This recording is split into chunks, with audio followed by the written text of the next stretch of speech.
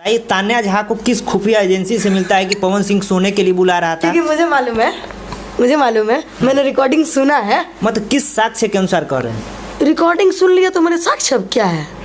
Recording सुन लिए। अच्छा एक बात बताइए, किसी ने बताया होगा तब क्या अपने ही आदमी बताया होगा? कैसे हैं भाई लोग आप लोग? ये शुरुआत में जो क्लिप देखे हैं वो है तानिया झा, जो भोजपुरी की सिंगर, अश्लील की महारानी मानी जाती हैं। उन्होंने पावर स्टार पे लगा दिया है झूठा इल्जाम। कहा है कि पावर स्टार ने मेरे साथ एक बार जबरदस्ती किया था और बोला था मेरे साथ एक रात सोना है तो तुम्हें सुपरस्टार बना दूंगा।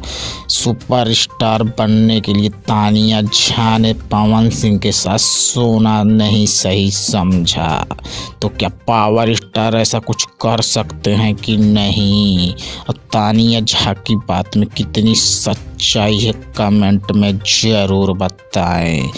पावर स्टार इतने गिरे हुए इंसान तो नहीं हैं। चैनल को जरूर सब्सक्राइब करें और वीडियो को लाइक जरूर करें। चलते हैं, धन्यवाद।